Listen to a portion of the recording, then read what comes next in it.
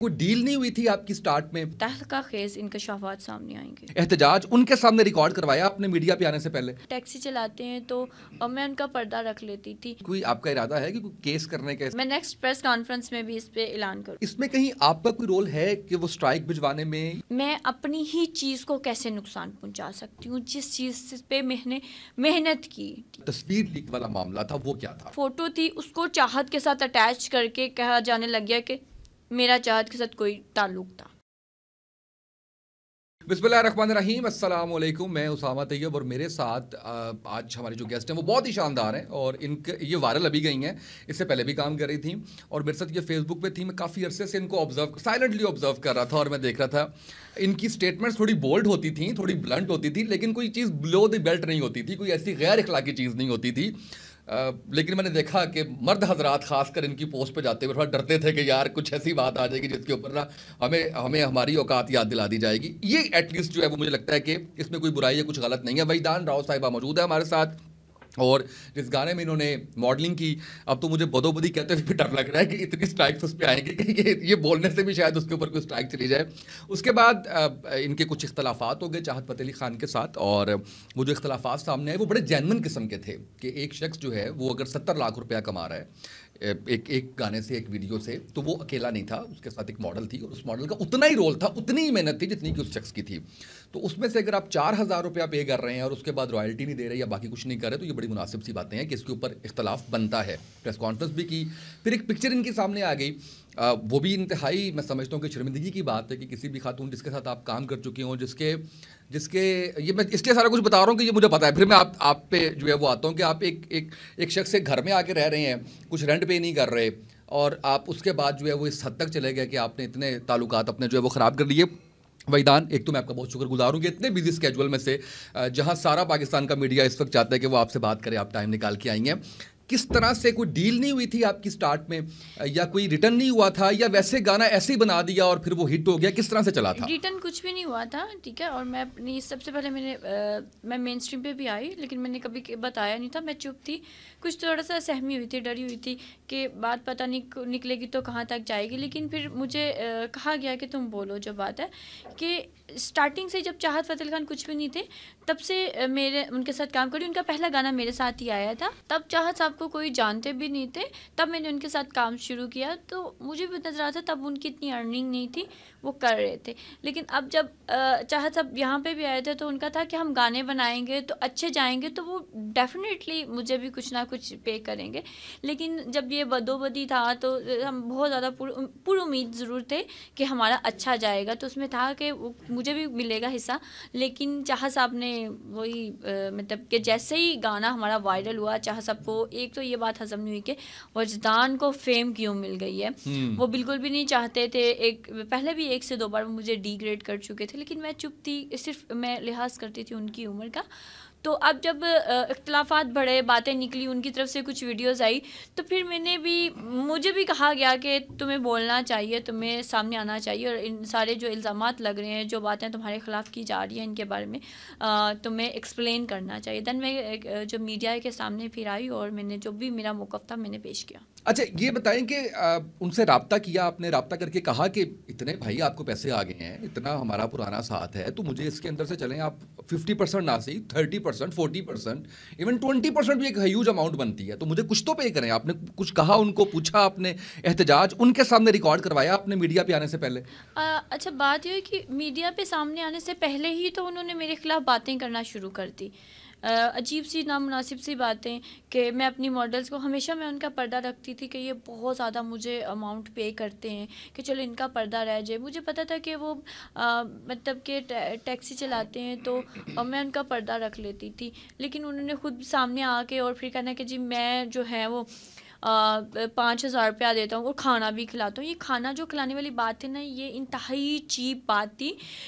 सबको पता है कि 4 गाने मैंने उनके साथ तब किए जब वो लंदन में थे। मैं उनको वीडियोस भेजती थी, वो एडिट करके अपने गाने का हिस्सा बना लेते थे।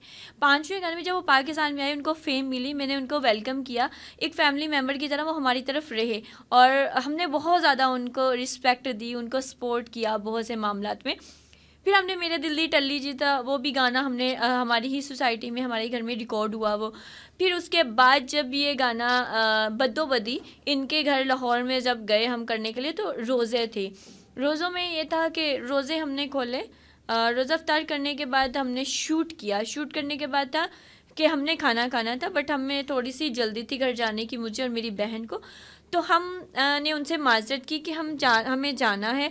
तो तब चाहत साहब ने मुझे 4000 दिए और 1000 दिया कि आप लोग खाना खा लीजिएगा।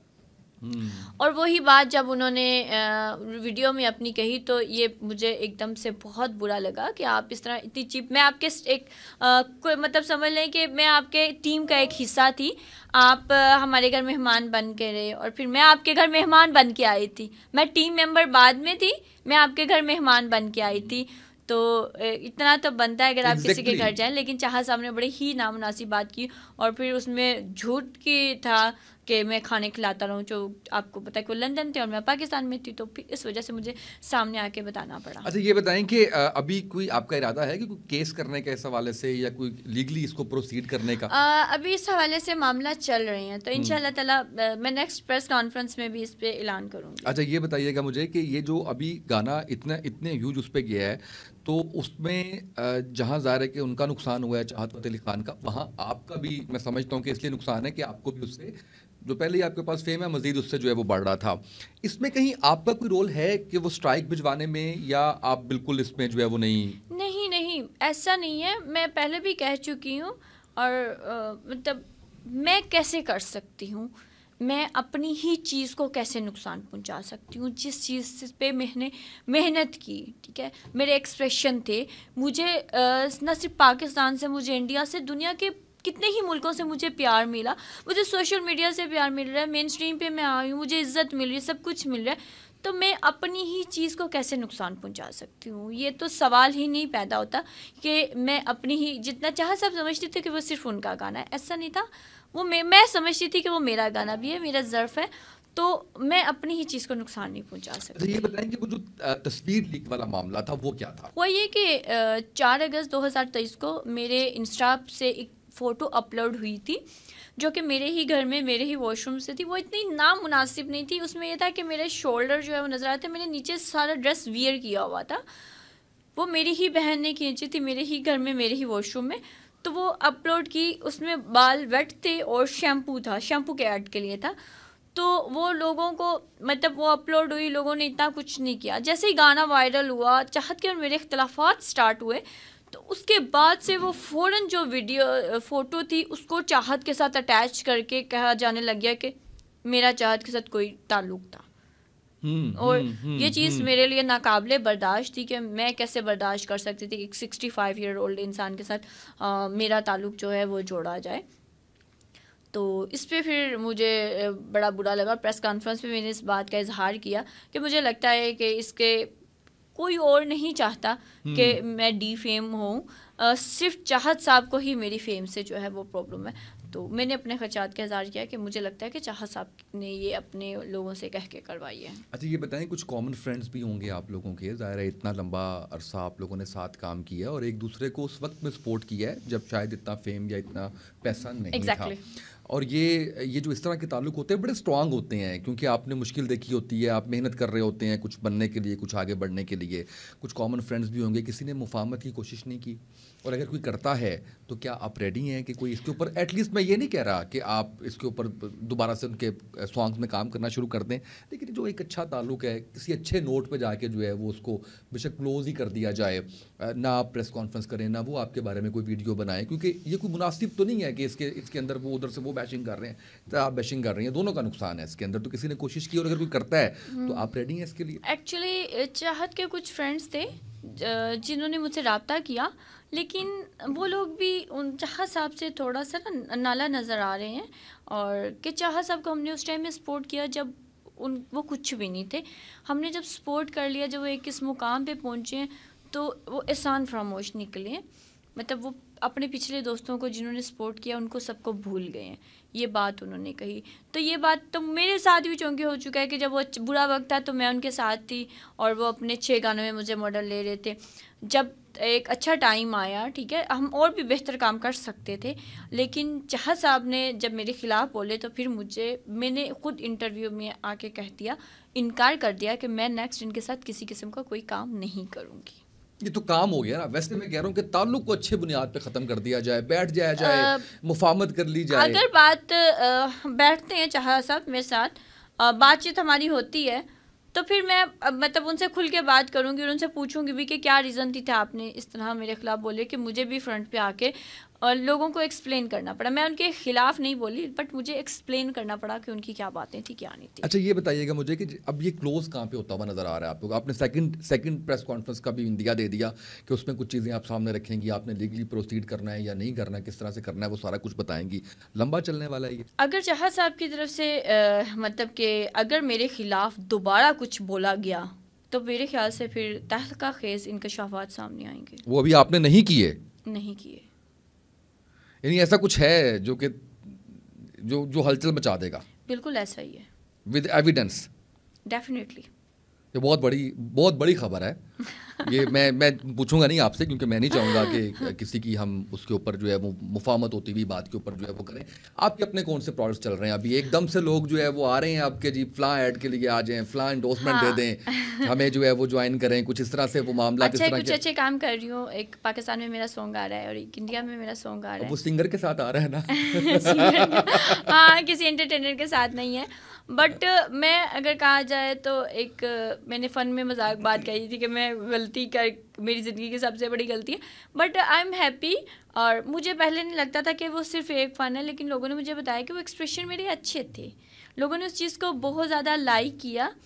तो मुझे भी लगा यार कि मैंने ऐसा कोई काम नहीं किया कि मुझे पछताना पड़े। और ये बताएं कि अब आपने जो अपनी मॉडलिंग के चार्जेस हैं वो बढ़ा दिए अब आपने, और कितने बढ़ाए हैं? चार्जेस तो डेफिनेटली एकदम से जो कहते हैं ना वो 100% ही भर गए हैं। नहीं, 100% तो कुछ भी नहीं है। कहाँ 5,000 बात थी तो कहाँ पे वो एकदम से 5 लाख पे पहुंच गई है।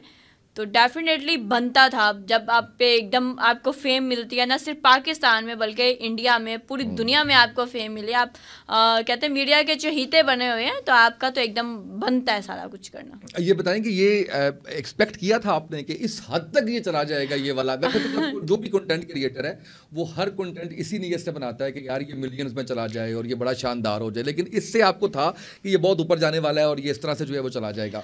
इतना था क्योंकि उससे पहले भी ये गाना कमीज तेरी काली कद्दी लाली कद्दी पाली, ये गाना जो था वो भी गया था, अच्छा गया था, लेकिन चाहत साहब के अंदर कुछ ना कुछ होता है डर, तो अपना मतलब इतना बड़ा थोड़ा सामने ले आता तो मेरा छोटा सा फेस जो था ना वो बहुत कम आता था, जिसकी वजह से मेरा फेस को पहचान नहीं पाते। तो इस वजह से बदोबदी में मैंने यही कोशिश की कि कैमरे के सामने, कैमरे पे मेरा पूरा हक है, इसलिए मेरा सारा कॉन्सेंट्रेट मेरा कैमरे की तरफ है। वो चाहत साहब है, कभी कैमरे की तरफ से कभी मेरी तरफ तो कभी इधर से आ रहे थे।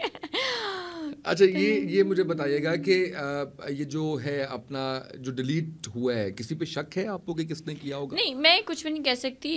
मोस्टली जो लोग कह रहे हैं वो ये कह रहे हैं कि मतलब मैडम नूरजहां का 1970 में ये गाना आया था बदोबदी, बड़ा ही खूबसूरत गाना है, तो वो कह रहे हैं कि उनके मतलब रिश्तेदारों ने किया है, कुछ इस तरह का सीन है। और आज मैंने खबर भी पढ़ी जिसमें कहा जा रहा है कि इब्रारुल हक ने करवाया, तो ऐसा नहीं मेरे ख्याल से। या फिर एक और भी क्यास किया जा रहा है कि बहुत से जो गुलकार हैं वो बहुत ज़्यादा चाहत से तंग थे, क्योंकि वो एक इतना अच्छा काम करे। जैसे अली ज़फ़र है, अली ज़फ़र एक अच्छा सिंगर है, वो बहुत उसकी खूबसूरत आवाज़ है, बहुत उसके लाखों फ़ैन है, करोड़ों फ़ैन है। तो उनकी तरफ से भी एक ट्वीट किया गया था कि उनके बालों बत्तियाँ को 16 मिलियन मिले और चाहत साहब के 28 मिलियन। तो अली ज़फ़र जो है वो एक सिंगर है प्रॉपर। मैं खुद भी उनकी फ़ैन हूँ, मुझे उनके कुछ सॉन्ग जो हैं वो बड़े अच्छे लगते हैं। तो अली ज़फ़र का चाहत के साथ कंपैरिजन तो बनता ही नहीं है। चाहत साहब एक इंटरटेनर है, कॉमेडियन कह लें, ठीक है। और वो कहते हैं ना एक सुर, अली ज़फ़र के पास सुर है और वो एक बेसुर है मतलब कॉमेडियन है, तो उनका कंपैरिजन नहीं बनता। तो वो भी ये कहा जा रहा था कि कुछ शायद सिंगर ने मैं इसे नहीं कह सकती कि कोई मेरे पास कोई ज़राए है, ये मैं सोशल मीडिया लेकिन दो नाम सोशल मीडिया पे आप कह रही हैं कि आ रहा है, एक अली ज़फ़र का और एक इब्राहिम अली ज़फ़र का आ नहीं रहा। कहाँ पोस्ट एक में देखी जिसमें अबराल हक के बारे में कहा जा रहा था। अली ज़फ़र के और बाकी दूसरे जितने भी हैं सिंगर्स हैं, उनका सबका नाम लेके ना वो बात की जा रही है कि शायद इन लोगों को गुस्सा है कि हमें जो बुलाया जाता था कॉन्सर्ट वगैरह में या कोई तकरीबात में, तो वो अब चाहत को क्यों बुलाया जाए। लेकिन आपने खुद ही कह दिया ना कि कंपैरिजन ही नहीं है, कंपैरिजन ही नहीं है। कहाँ पे इब्राहिम हक माशाल्लाह वो उन्होंने गाना गाया तो वो तो हमारे दिलों पे राज करते हैं और बचपन से हम उनको सुनते हैं। अली ज़फ़र है, अली ज़फ़र नो डाउट उनके कुछ सॉन्ग हैं जो मैं बहुत शौक से सुनती हूँ। राहत हमारी तो वैसे जान है, तो मतलब उनका कंपैरिजन सबके एक अच्छे सिंगर्स जो है उनका कंपैरिजन तो चाहत के साथ बनता ही नहीं ना।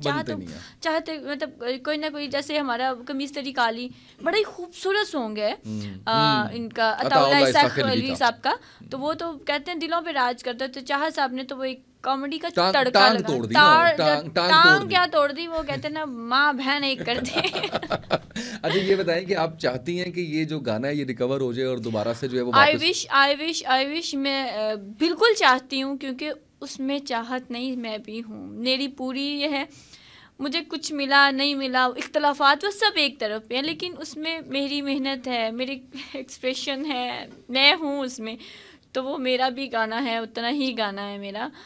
तो आई विश के वो रिकवर हो लाजमी। अच्छा मैं अब आखिर में आपसे गुजारिश ये करूँगा कि जब आप वो इंकशाफात करने जाएं तो उसके बाद आपने पॉडकास्ट में ज़रूर आना है, क्योंकि मैंने आपसे कोई सवाल नहीं किया, मैंने आपको बिल्कुल नहीं पूछा, बिल्कुल नहीं कुरेदा, मैंने उनके करैक्टर के बारे में बात नहीं की, शख्सियत के बारे में मैंने नहीं किया। वैसे मैं कह रहा हूँ कि मैंने कोई ऐसा सवाल इसलिए नहीं किया कि अभी क्योंकि आपने चीज़ों को, और मैं चाहता भी नहीं कि इस प्लेटफॉर्म से कोई ऐसी चीज़ जाके जो है वो किसी के दिल आज़ारी का जो है वो बायस बने। बहुत शुक्रिया आपका, आपने वक्त दिया और इतने अच्छे से आपने बयान किया, और हमारी दुआ ये है कि वो रिकवर हो जाए और दोबारा से जो है वो चीज़ उसी तरह से चलती रहे। Thank you so much.